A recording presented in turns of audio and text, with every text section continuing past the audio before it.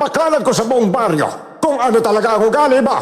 Tignan natin kung maniniwala pa sila sa kabaitan mo.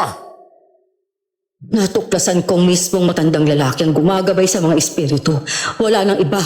Sana ipinatay ko na lang siya ng tuluyan. Humanda ka. Parurusahan kita sa ginawa mo. Ipagsasapalaran kong buhay ko para lang makagante.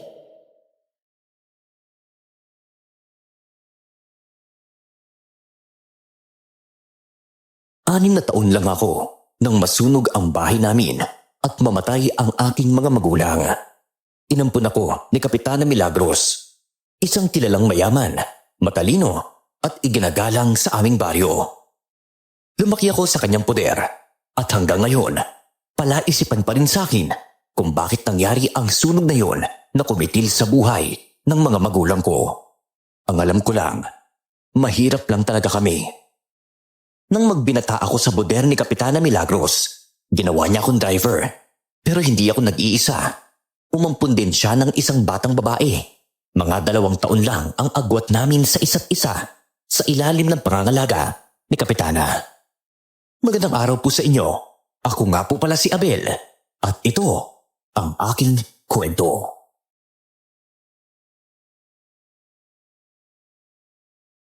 Sige na mga kababayan, huwag na kayong mahihiya. Kumuha lang kayo ng pagkain. Ipinaluto ko talaga ito kina Abel at Luna para sa inyo. Grabe, sarap ng pagkain, Kapitana. Ay, naku, ang bait nyo talaga. Buti na lang kayo ang naupo sa pwesto. Abay, kung iba yan baka kinurakot na lang lahat ng pondo sa baryo. Nako, Mang Nestor, galing sa bayan itong pambili ko ng pagkain. Para talaga to sa inyo. Hindi para sa akin. Masaya na ako, basta't nakikita kong busog kayong lahat. Kapitana, pwede po bang magbalot ako ng kaunti? Parang marami pa naman pong matitira Oo naman, Aling Teresita. Kumuha lang kayo ng gusto ninyo. Walang problema yan. Oo, Kapitana. Sana po, payagan niyo ako ligawan si Luna. Matagal ko na po kasi siyang gusto Stoy, naku salito Pigilan mo nga si Luna. Aba hindi yan katulad ng ibang babae na kaya mong paikutin, no? Abel, hayaan mo na yan siya. Tsaka Joselito, pasensya na talaga, wala akong balak mag-asawa, no? O ayan, narinig mo naman si Luna, Joselito. Respetuhin mo na lang ang desisyon ng anak ko, ha? Opo, Kapitana. Matagal nang umaaligid si Joselito kay Luna. Pero hindi siya gusto ng dalaga. Napatingin ako kay Kapitana Milagros. Nakangiti siya habang pinagmamasdan ang mga tao. Pero alam ko sa likod ng ngiting yun, naroroon ang pandidiri. Mga anak ang tawag niya sa amin, pero kami, Kapitana lang ang tawag sa kanya. Hoy Abel, sigurado akong 3 bote na naman ng alcohol lang mauubos ni Kapitana mamaya Tignan mo kahit sino humawak sa kanya, todo spray agad Ang plastic talaga. Imposibleng hindi napapansin ng mga tao na nandidiri siya sa kanila Stoy, Luna. Pag nagsasalita ka, huwag mong titigan si Kapitana, Baka mamaya maramdaman niyang siyang pinaparinggan mo Naiinis lang kasi ako Kawawa naman yung mga tao. Hindi nila alam na plastic si Kapitana. At dati pa siyang mangkukulam. Uy, huwag mo nga yung sabihin ng malakas. O yan papalapit na siya dito. Abel, uuwi na tayo. Hindi ko na kaya. Parang masusukan na ako. Nakakadiri na talaga. Ayoko na magtagal dito. Pero Kapitana, baka magtaka po sila kung bigla kayong umalis Sasabihin ko na lang na masama ang pakiramdam ko. Na totoo naman. Ang bigat ng hangin dito. May amoy pawis, putok, kung ano-ano pa. Ay parang ang lagkit ng paligid. Luna, umuwi ka na rin ha? Yun ang tunay niyang ugali. Sa panlabas, mukha siyang mabait. Pero sa loob, ubod siya ng sama. Mapang-alipusta, mayabang, at higit sa lahat, madamot. Nagpaalam siya sa mga tao para umuwi at gaya ng inaasahan ko, nagtaka talaga ang lahat. Bakit po kayo uuwi na, Kapitana? Hindi pa naman po tapos ang handaan. Akala ko po'y magbibigay pa kayo ng mensahe sa amin. Ay, bukas na lang, Aling Teresita. Medyo masama talaga ang pakiramdam ko ngayon. Tsaka, ang dami niyo pa naman dito. Ubusin niyo lang lahat ng pagkain, ha? Ay, opo, salamat po talaga, Kapitana. Kung hindi dahil sa sipag at malasakit ninyo, hindi kami makakatikim ng ganitong handaan. Kapitana, ready na po tayo. Nasa kotse na si Luna. Oo, Abel. Sandali lang, susunod na ako. Pagkatapos siya magpaalam, dali-dali siyang sumakay sa kotse. Sumunod naman ako para magmaneho. Habang nasa biyahe na kami, panay ang punas niya ng alkohol at towel sa mga kamay niya. Parang may ayaw siyang dumikit na kahit anong bahid ng tao o alikabok. Buwisit talaga yung mga matatandang yun. Pwede naman makipag-usap ng malayo bakit kailangan pa lumapit at nako, humawak-hawak pa sa akin. Akala mo naman kung gaano kalinis. Kasi po, Kapitana, akala po nila talaga close kayo. Pero bakit po kasi nagpapanggap kayong mabait kung hindi niyo naman po talaga sila gusto?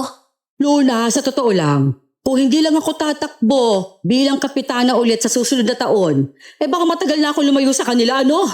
Ganyan talaga mga botante. Pakitaan mo lang ng kaunting kabaitan. Panalo ka na sa mga mata nila. Abay mukhang malakas po yung kalaban ninyo sa susunod na eleksyon. Si Kuya Antonio po. Ay, hanggat patuloy ako nagpapakita ng kabutihan, ako pa rin ang pipiliin nila. At ikaw naman, ha, Luna? Nakita kitang nakikipagkwentuhan doon sa mga matatanda kanina. Huwag kang basta maniniwala sa mga sinasabi nila, lalo na kung tungkol sa akin, ha? Hindi naman po ako naniniwala sa kanila eh. Mas kilala ko po kayo, Kapitana. Dito po ako lumaki. Alam ko pong nagbago na kayo sa mga dati niyong gawain. Ay, ang bait mo talaga, Luna. Napakaswerte ko't inampun kita. Ako po ang swerte, Kapitana. Kahit hindi niyo po ako kaano-ano, inalagaan niyo pa rin po ako na parang tunay na anak. Parang anak ko na rin kayong dalawa, ikaw at si Abel. Sa inyo umiikot ang buhay ko, tandaan niyo yan. Ha, Abel? Opo, Kapitana. Tunay namang mabait sa amin si Kapitana. Simula noon pa man, hindi niya kami sinasaktan o pinapagalitan. Masasabi kong mahal niya kami ni Luna, kahit hindi naman talaga niya kami mga anak. Pero pagdating sa ibang tao, puro kaplastikan ang pinapakita niya. Pagsapit ng umaga, biglang dumating si Mang Nestor sa bahay. Galit na galit ang mukha niya, kaya nakakunot noo ako sa pagtataka. Nasa si Kapitan Abel, ha? Nasa kwarto po siya. Nagpapahinga po. Bakit po, Mang Nestor? Nagkita naman kayo kahapon sa barangay hall, di ba? Oo, nagkita nga kami. Pero hindi ko alam na may ginawa pala siya sa akin eh. Kailangan ko siya makausap tungkol sa lupa ko. Dali! Lupa? Anong lupa po? Nalaman ko sa munisipyo. Palihim pala niyang inaayos yung mga papeles ng lupa ko para mapunta sa kanya. Traitor para siya eh! Akala ko pa naman mabuti siyang tao! Mang Nestor, magandang umaga po. May problema po ba? At sino po yung tinatawag ninyong traidor? Yung inainahan yung kapitana. Tawagin mo siya, Luna. Gusto ko magkaharap kami. Tignan natin kung anong idadahilan niya sa ginawa niya sa akin. Sandali lang po, Mang Nestor. Luna, ikaw na yung tumawag kay Kapitana, ha? Sige. Saglit lang po Nang madaling umakyat si Luna sa pangalawang palapag ng bahay. Samantala, halos hindi mapakali si Mang Nestor. Paulit-ulit niyang hinahaplos ang kanyang mukha. Halatang hindi mapigilan ang inis na bumabalot sa kanya. Alam mo, si kapitana pa man ang binoto ko ng eleksyon eh. Akala ko mabait siya, matulong eh. Pero sa ginawa niya napaisip ako na baka pakitang tao lang palang lahat ng kabaitan niya. Baka naman po nagkakamali lang kayo ng narinig o kaya ng hinala, Mang Nestor. Hindi ko po alam kung kaya talaga ni Kapitana yung mga paratang po ninyo. Aba, paano naman ako magkakamali ha? Yung babae mismo sa munisipyo nagsabi sa akin. Pumunta ako roon para magbayad ng buwis pero sabi nila, nakabayad na raw sa Kapitana Milagros. Kasi daw, sa kanya na yung lupa ko. Teka nga po, para po malinaw na sa lahat. Hintayin na lang po muna natin si Kapitana. Siguradong may paliwanag po siya riyan eh. Paliwanag? Ha! Hindi sapat yun. Ipapahiya ko talaga yung babaeng yan. Kumanta siya! Maya-maya, bumaba na sina Luna at si Kapitana. Kita sa mukha ni Kapitana ang pagkakulubot ng noo niya. Halatang naiinis siya sa ginawang paggising sa kanya ni Luna. Ano ba, Mang Nestor? Ang aga-aga pa. Nagpapahinga pa ako. Hindi ka man lang makapaghintay hanggang tanghali? Kapitana, alam mo kung gaano kalaki ang tiwala at respeto ko sa'yo. Pero bakit mo naman inangkin yung lupa ko, ha? Yun lang ang natitira sa akin eh. Aba, matagal ko nang binabayaran ng buwis ng lupang yon at pinaayos ko na rin ang titulo. Ako nang may-ari nun, hindi ikaw. Wala tayong napag-usapan na ganyan. Abay, paano mo nagawa yun, ha? Ibalik mo nga sa akin ang lupa ko. Tama na yan! Umalis ka na, Mang Nestor. Wala akong oras para sa mga drama mo. Ganon pala, ha? Sige, ipapakalat ko sa buong baryo kung ano talaga ang ugali mo. Tignan natin kung maniniwala pa sila sa kabaitan mo. Pagkasabi ni Mang Nestor noon, biglang bumunot ng baril si Kapitana mula sa kanyang tagiliran. Itinutok niya ito kay Mang Nestor, dahilan para manginig sa takot ang matandang lalaki. Subukan mo lang, papatayin kita. Akala mo ba'y takot akong pumatay ng tao? Ha, hindi ako natatakot. Papatay mo ako? Gagawin ko yan para wala nang magpapahiya sa akin sa harap ng tao. Uy, Kapitana, kumalmalan po kayo! Baka mabigla kayo at maipit at maiputok yung baril na yan. Mapapahamak si Mang Nestor! Alam mo, kaya kong itago yung ginawa ko kapag napatay na kita, Nestor. Kapitana, wag po. Maawa po kayo kay Mang Nestor. Mang Nestor, umalis ka na at mangako ka na hindi ka nagagawa ng kwento para siraan si Kapitana. Oo, binapangako ko. Hindi nga kumalat ang balita tungkol kay Kapitana. Kapag kaharap niya ang mga tao, mabait pa rin ang aura na ipinapakita niya na parang walang nangyayari.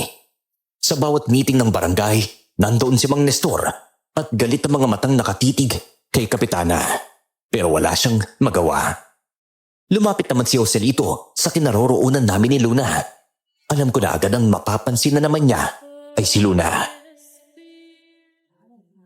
Abel, napapansin ko lang ha. Dati sobrang close ni Mang Nestor kay Kapitana. Pero ngayon parang ang sama ng tingin niya sa Kapitan. Ano kaya nangyari, no? Ewan ko nga Joselito eh. At saka tigilan mo na kayong kakatanong eh. Hindi naman maganda yung ganyan eh. Parang nag-iintriga ka sa buhay ng ibang tao. Nagtatanong lang naman ako ah. Uy, Luna. Bakit ang ganda ba naman palagi? Ay, yan ka na naman eh. Tigilan mo nga ako, Silito. Grabe naman, suplada mo talaga ah. Sige na nga, may ba tayo? Ano bang ipapagawa ni Kapitan kay Aling Teresita sa bahay ninyo? Sabi kasi, isasama rin daw ako. Papalinis daw sa akin yung bakuran tapos ako pa rin yung magpuputol ng mga sanga ng kahoy. Ganun ba? Kailan ka rin sasama? Pagkatapos na ng meeting. Pagkatapos ng meeting, agad kaming umuwi sa bahay kasama sina Aling Teresita at Joselito. Napansin ko ang itim na bag na mahigpit na hawak ng matandang babae. Parang ayaw niyang pakawalan. Pagdating namin sa bahay, inutusan ni Kapitana si Aling Teresita na maglinis sa kwarto niya. Si Joselito naman, pinaputol ng mga kahoy sa likod. Sinamahan ni Luna si Aling Teresita sa loob, habang ako naman ay tumulong kay Joselito sa labas. Mabait talaga si Kapitana, no? Isipin mo, hindi niya kayo tunay na anak pero hindi niya naman kayo inaalila. Samantalang yung nanay ko nga, ginawa na akong katulong sa bahay tapos ang ingay pa ng bibig niya. Swerte mo nga, may nanay ka pa eh. Kami ni Luna, wala na talaga. Huh? Ganun ba? Pero grabe, ang ganda ng buhay niya dito ah. Sarap siguro magpampon kay Kapitana, no? Ay, wag mo nang pangarapin yan. May mga tao kasing doble kare. Kala mo mabait pero sa totoo lang, di naman pala. Teka, sinasabi mo bang si Kapitana doble kara? Hindi ah. Wala naman ako sinasabi. Maya-maya, narinig namin ang malakas na sigaw ni Kapitana mula sa loob ng bahay. Agad kaming tumakbo ni Joselito papasok. Akala namin may masamang nangyari. Pagdating namin doon, nadatnan namin si Aling Teresita, nakaupo sa kama, umiiyak habang dinuduro siya ni Kapitana sa muka. Hayop ka, matanda ka! Pinagkatiwalaan kita, akala ko mabuti kang tao! Pare-pareho pala kayong lahat, mga halangang sikmura! Tinangka mo pa akong nakawan! Akala mo siguro walang kamera dito sa kwarto ko! Hindi ko po talaga kinuha yan! Hindi ko nga alam kung paano napunta yan dyan! Huwag ka na magsinungaling, hayop ka! Oo, Kapitana, kumalma lang po kayo. Ano po ba talaga yung nangyari? Ninakawan ako ng babae ito! Paalisin niyo sa harapan ko ngayon din! Hindi totoo yan! Maniwala kayo sa akin, hindi po ako magnanakaw. Luna, sabihin mo nga sa kanila ang totoo. Oh, wala po akong alam tungkol dyan. Pasensya na po, Aling Teresita. Bakit yun naman po ginawa yun, Aling Teresita? Yung bait-bait pa naman ni Kapitana sa atin eh. Nakaramdam ako ng awa kay Aling Teresita noong mga oras na yun. Alam ko nagsasabi siya ng totoo at puro gawa-gawa lang ni Kapitana ang lahat. Ganoon naman talaga ang ugali niya. Pero dahil ayaw kong mabisto ang naisip ko, pinili kong manahimik. Lumapit ako kay Aling Teresita at marahang niyaya siyang lumabas ng kwarto. Oh, ihatid ko na po kayo palabas. Mag-ingat ka sa pananalita mo sa aking kapitana. Humanda ka. Parurusahan kita sa ginawa mo. Ipagsasapalaran kong buhay ko para lang makaganti. Hindi ako magnanakaw. Ako bang tinatakot mo? Kayang-kaya kitang labanan kahit matanda ka pa. Lalo ka pa, Luna. Magkasama kami kanina doon at alam mo na hindi ako nagnakaw. Kayong dalawa, isinusumpa ko. Kahit buhay pa kayo, ipakakain ko sa uod ang mga katawan ninyo. Oh, Aling Teresita, tama na po. O, halika na, humalis na po tayo. Sumama rin siya sa akin papunta sa labas ng bahay. Si Joselito naman ay nagpaiwan sa itaas dahil hindi pa siya tapos sa ginagawa niya.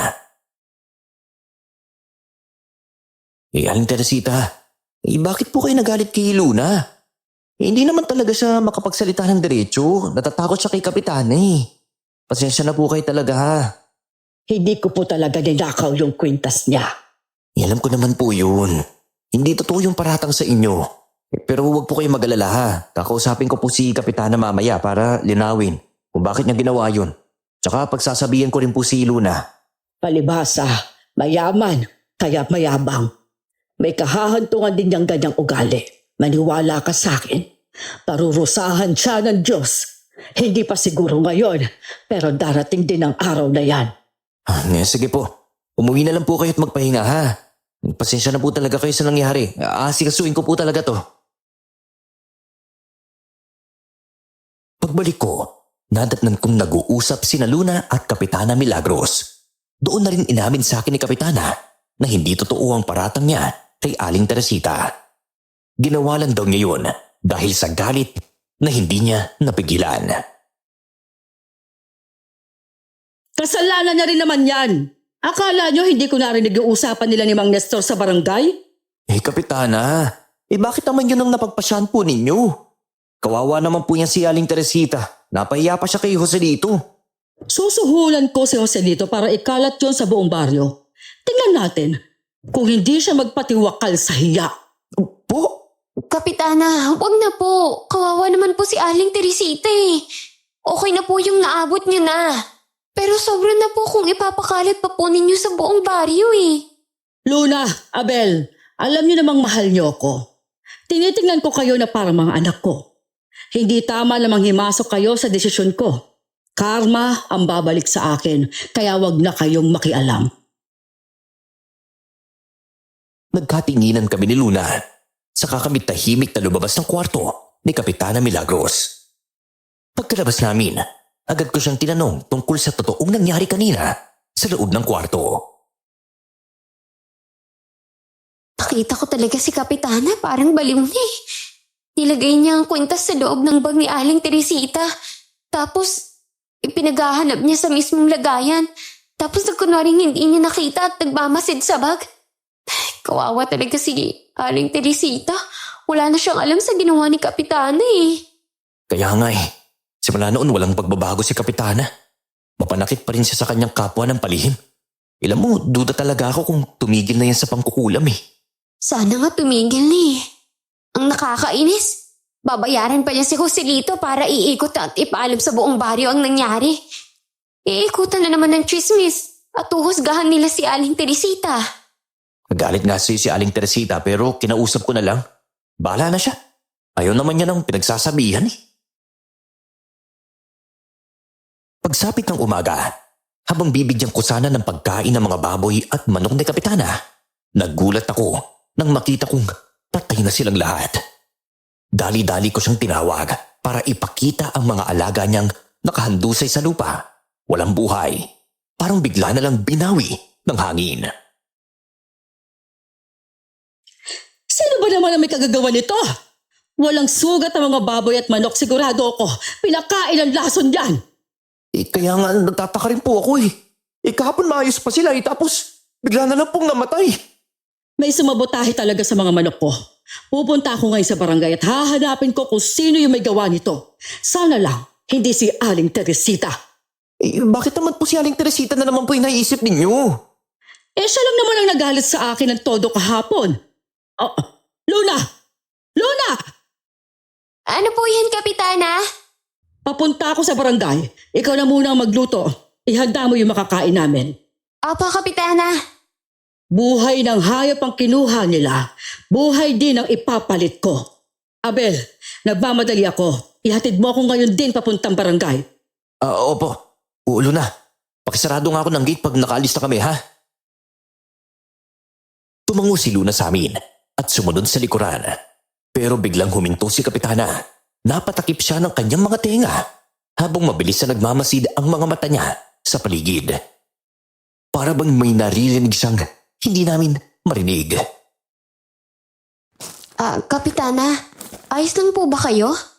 Bakit parang may hinahanap kayo sa paligid? Wala ba kayong naririnig, ha?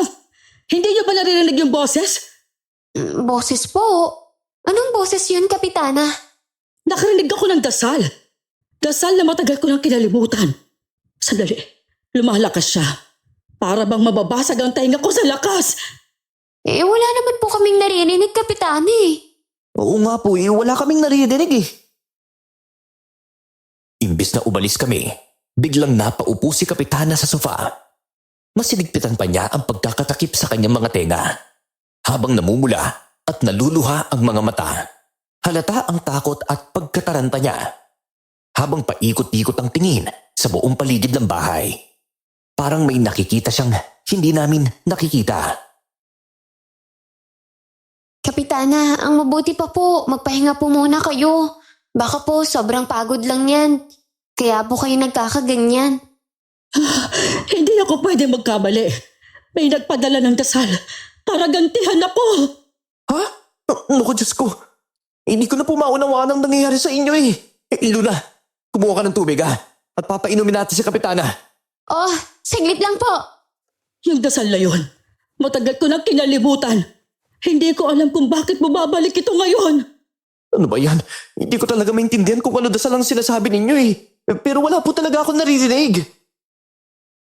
Pagbalik ni Luna, may dala siyang isang basong tubig. Iniabot na yon kay Kapitana, pero bigla itong nabitawan nang muli niyang takpan ang kanyang mga tenga. Nagwawala na siyang umiiyak, nagsisisigaw, sa dahilan na hindi namin maintindihan. Gumawa kayo ng paraan para hindi ko marinig ito. Ayoko na talaga. Luna, ano ba nangyayari sa kanya? Hindi ko nga rin alam kung bakit siya nagkakaganyan Sandali, mag-iisip ako ng paraan kung paano natin siya matutulungan. Ano ba yan? Bilisan mo naman mag-isip. Teka, hindi. Si Kapitana, inuutog na niya ang kanyang ulo sa sopa. Kapitana, tama na po yan. Baka pumapano kayo. Nananahimik na ako kaya tigilan niyo na ako. Tumigil na kayo. Kapitana, sino po ang kausap niyo? Abel, buhatin mo na lang siya. Dali mo agad sa kwarto niya, bilis. Agad ko siyang binuhat kahit patuloy pa rin siyang nagwawala. Panay ang sigaw niya. Sinasabi niyang ang sakit daw ng kanyang tenga. Halos hindi namin siya mapigilan. Pero makalipas ang kalahating oras, unti-unti siyang natahimik. Tila nawala na ang boses na naririnig niya. Doon lang namin nakita na kumalma na si Kapitana. Aalis pa tayo, Abel. Kailangan tumalaman kung sinong pumatay sa mga alaga kong hayop. Kapitana, pakiusap po, makinig naman po kayo sa amin. Magpahinga na po muna kayo. Wala po patutunguhan yung ginagawa ninyo. Magkakasakit lang po kayo niyan eh. Ito na nga po ang simula eh. Nakakarinig na kayo ng mga boses na wala naman talaga. Tama nga po si Luna. Magpahinga na lang po muna kayo sa ngayon ha. Kaya ko sarili ko. Ihatid mo na ako, Abel. Huwag mo siyang ihatid, Abel. Alam ko po na kayo po ang nagpalaki sa akin, nagpakain at nag-aruga. Kaya wala po akong karapatang pakialaman kayo. Pero ngayon po, ako naman po muna ang pakinggatin nyo. Wala pong aalis ng bahay na to. Oo na, sige na. Baka isipin mo pa na anak ng turing ko sa'yo pero hindi kita pinakinggan. Hindi na ako aalis. Hindi na, kung yan ang gusto mo. Iyon ang unang pagkakataon na nakinig sa amin si Kapitana. Pagsapit ng gabi, hindi pa rin siya lumalabas ng kwarto. Parang ayaw makipag-usap kanino man. Kami naman ni Luna, abala sa kusina, nagluluto para sa hapunan. Napangiti ako at pinuri ko siya dahil sa unang pagkakataon nakinig si Kapitana sa kanya. Alam mo, bilib din ako sa iyo Simula noon pa, madalas sinasabi ni Kapitana na huwag tayo mangingialam sa desisyon niya. Pero grabe ka Wala siyang binatbat sa'yo nung medyo nagseryoso ka na. Kasi naisip ko yung matandang babae. Alam ko kasing siya lang ang pinanghihinalaan ni Kapitana sa pagkamatay ng mga manok at baboy niya. Kaya nga Sa tingin mo ba, aling dahilan ng pagkamatay ng mga manok at baboy niya? Baka naman biglang nagkasakit o baka may ibang dahilan pa.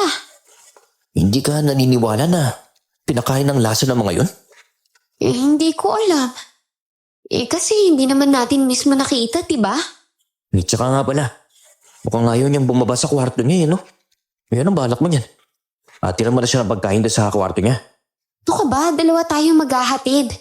Mamaya sabihin na naman niyang may naririnig siyang dasal Alam mo, sa totoo lang, takot na ako kanina Random ko talaga na nanghihina siya. Oo nga, kaya ata nakinig lang yun kasi nanghina nga talaga siya. Nang maluto na ang pagkain, dinala namin ito sa kwarto ni Kapitana. Nauna akong pumasok at pagkapasok ni Luna, biglang nanlaki ang mga mata ni Kapitana. Para siyang natakot. Yung takot na hindi ko maintindihan kung saan nanggagaling. O Kapitana, nandito po kami para bagatid ng pagkain. Teka, may problema po ba kayo? Luna, may anino sa likuran mo. Dalawa sila nakatayo. Po? Hala, Abel, ito na nga yung sinasabi ko Teka, kalma lang. Kalma lang kayo ha. Sandali lang. Kapitana, wala akong nakikitang anino Tsaka Luna, tignan mo sa likuran mo, wala namang anino. Guni-guni mo lang ata yan, Kapitana Meron talaga. Imposibleng hindi nyo nakikita. Hindi nga po talaga namin nakikita Wala po akong nakikitang anino Wala po talaga Luna, lumiwag ka. Tingnan mo. Iha, may anino talaga sa likuran mo.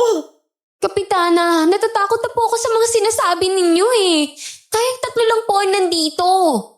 Ang anino lumalabas lang pag may ilaw sa tao, sa paligid. Pero yung sinasabi nyo, wala po talaga. Maniwala po kayo sa akin. Napahilot si Kapitana sa sentido niya at tumigil na rin sa pagbulong sa anino. Pero ngayon, mas lalo siyang naging matapang tignan. Parang may kung anong nagbago sa kanya. Isang tapang na may halong lamig at lihim. Alam ko na kung bakit ako nakakakita ng mga ganon. Pero ang tanong, sino kaya ang kumulam sa akin? Kulang po? Paano niyo po nalaman na kinulam po kayo? Hindi naman lingid sa inyo na dati ako mangkukulam. Hayaan ninyo at pasensya na kung natatakot kayo. Pero ngayon, para mahina ng loob ko. Mabigat ang pakiramdam ko at yung mga buto ko ayaw nang gumalaw. Mas gusto ko nalang humiga buong maghapon. Parang bigla nalang bumagsak ang katawan ko nang wala namang dahilan.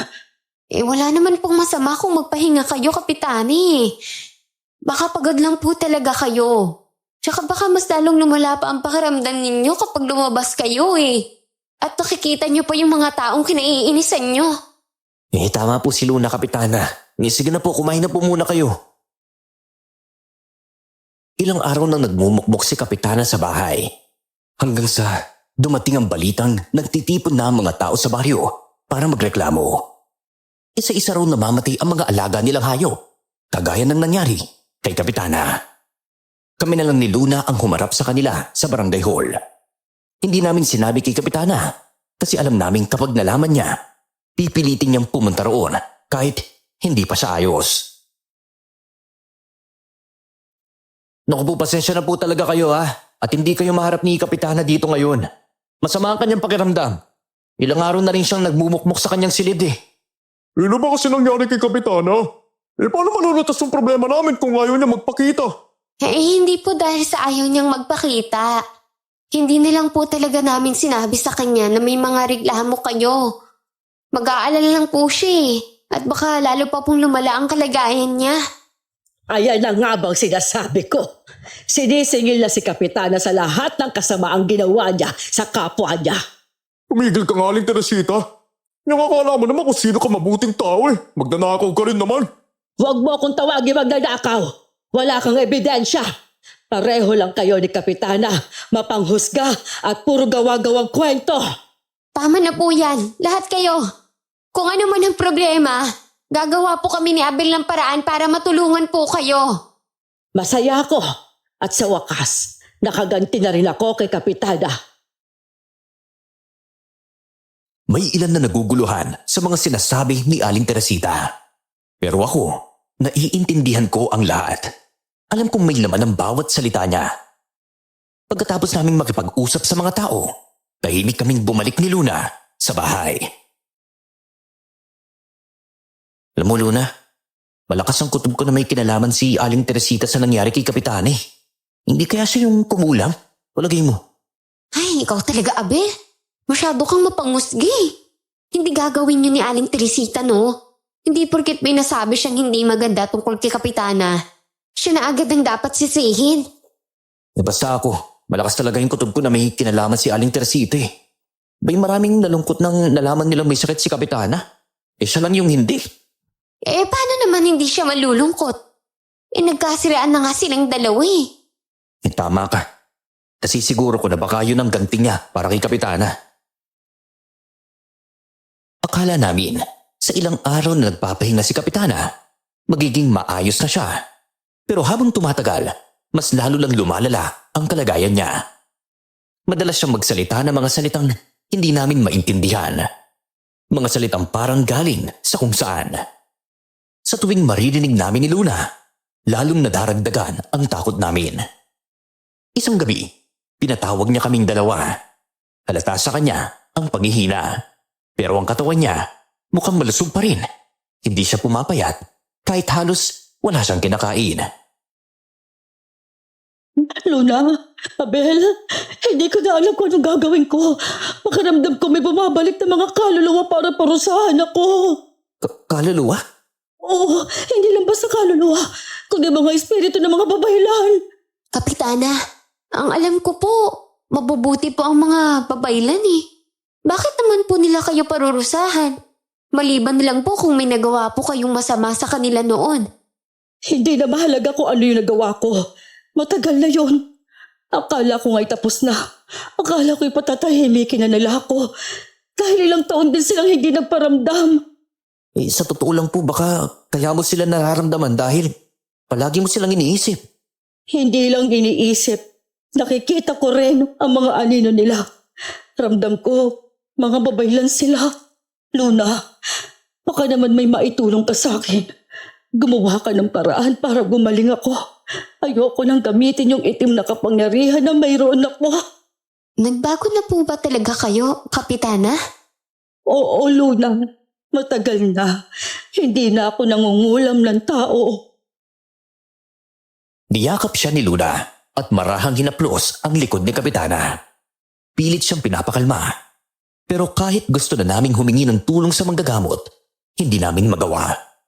Ayaw ni Kapitana na may ibang makaalam kung ano talaga siya noon. At doon, lalo naming naramdaman ang bigat na mga lihim niyang pilit niyang tinatago. Kapitana, kung talaga pong nagbago na po kayo, hindi naman po kayo sasaktan ng manggagamot eh. Tutulungan po nila kayo para gumaling. Maghahanap ako ng manggagamot para maging maayos po ang kalagayan ninyo. Ayaw ko pong nakikita kayong ganyan eh. Ang ayaw ko sa lahat, Luna. Yung manggagamot. Kung ayaw po ninyo sa manggagamot wala po kaming magagawa ni Luna upang matulungan po kayo. Oo nga po. Ano po bang magagawa namin ni Abel? Wala naman po kaming alam sa mga ganyang kulam-kulam na yan eh. Sige na. Kayo na munang bahala sa baryo. Kung may kailangan ng mga tao, sabihin ninyo agad sa akin para magawan ko ng paraan. Hindi po pwedeng manalo si Antonio sa akin sa susunod na taon.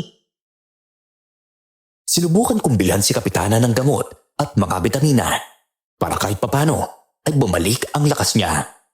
Sa butika, nakasalubong ko si Kuya Antonio. Bumibili din siya ng gamot para sa asawa niyang may sakit. Sandali kaming nagkamustahan. Pero halata sa kanya ang pagod at pag-aalala. Gaya rin ng nararamdaman ko noon para kay Kapitana. O Abel, nabalitaan ko pala na may karamdaman daw si Kapitana ngayon. Kamusta na pala siya? Medyo maayos na naman ba? Oh, Kuya Antonio, bakit parang ngayon na kita nakita? Hindi pa nga po siya gumagaling. Ewan, kung napana siya. Parang naghihina siya na di may paliwanag na dahilan. Kawawa nga po.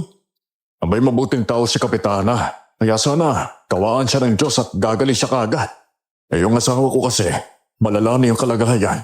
Dinala ko siya sa mga doktor pero wala silang nakitang sakit. Yung sabi naman ng albularyo, kulam daw. Isang kulam na hindi kayang gamutin kahit sinong albularyo. May kalakip na sumparaw kasi ang kulam eh. Ang nakakalungkot pa dito, hindi naman namin alam kung sinong nagpakulam sa asawa ko. Isang uri ng kulam na kung tawagin tagabalang. Tagabalang? Anong uri naman ng kulam yun? Ayon doon sa albularyo, gawa daw yan ng isang malakas na mambabara. Yung kulam na tagabalang daw, wala kang makikitang sakit sa panlabas, kundi sa loob lang. Nagpapahina ng tao, hanggang sa tutubuan ito ng sakit at tuluyan ng mamatay. Teka, hindi kaya yan din yung kulam na nangyari kay Kapitana? Kasi wala din po siyang sakit pero bigla na lang nanghihina. Yun nga yung nakakatakot na kulam kasi malakas daw yung mambabarang na gumagawa noon. Kaya hindi na raw gagaling ang isang tao kapag natamaan ng ganoong kulam. Nakaramdam ako ng kaba, kaya dali-dali akong umuwi para ipaalam kay Kapitana ang lahat. Pero imbis na mag-alala, nagalit pa siya sa akin dahil daw nakipag-usap ako kay Antonio. Hindi ko maintindihan kung bakit ganoon ang reaksyon niya. Pero kita sa mga mata niya ang galit na parang may mas malalim pang dahilan. Alam mo namang galit ako kay Antonio pero nakipag-usap ka pa rin sa kanya. Karma lang ng asawa niya yung nangyari. Alam mo kung bakit? Dahil inagaw niya si Antonio sa akin noon. Lumaki kayo sa poder ko pero marami kayong hindi alam sa mga sakit na pinagdaanan ko. Pero po sabi ni Kuya Antonio, lumalala na raw po yung kalagayan ng asawa niya. Tapos, isang kulam na tagabalang daw yung dumapo sa asawa niya. Isang uri ng kulam daw yun na hindi kayang pigilin at pagalingin ng kahit sino manggagamot. Naisip ko lang po na baka pareho kayo ng asawa niya. Kaso po ikaw biglang nanghina pero wala din naman pong sakit. Huwag ka na mag-alala sa akin. Ayos lang ako. Malalagpasan ko ito. Abel, pwede bang samahan mo ako magdasal? Gusto ko sanang si Luna ang yayain pero matatakotin ang batang yon. Kaya ikaw na lang. Sige po. Mas gusto ko nga yung magdadasal po kayo para gagaling na po talaga kayo. Sandali lang, maghahanda lang ako. Hindi ko kailangan yung gamot na yan. Kaya ko pang sarili ko. Akala ko, isang normal na dasal lang ang gagawin namin. Pero hindi pala. Siya lang ang nagdarasal at kahit anong pilit kong intindihin, hindi ko mawari kung ano ang mga salitang binibigkas niya. Parang lumang wika, mga katagang galing pa noong panahon ng mga Kastila. Habang tuloy-tuloy siya sa pagdarasal, bigla na lang siyang natumba. Mabuti na lang at nasa loko siya kaagad, kaya hindi siya tuluyang bumagsak sa sahig. Kapitana, ano po nangyari? Nagdadasal ako para maitaboy ang presensya ng mga espiritong babaylan. Pero hindi tumatalab. Parang ako pang nangihina, Abel. Ang ipinagtataka ko, bakit palaging nakasunod sa likod ni Luna ang mga espiritu ng babaylan? Sa totoo lang, hindi alam ni Luna ang tungkol sa ritual na ito. Kung maaari, huwag mo nilang banggitin sa kanyang ginawa natin. Opo, hindi ko naman po babanggitin. Pero bakit po kaya palaging nakikita na nakasunod ang espiritu kay Luna? Maaari may koneksyon si Luna sa mga babaylan. Kailangan ko alamin ito sa lalong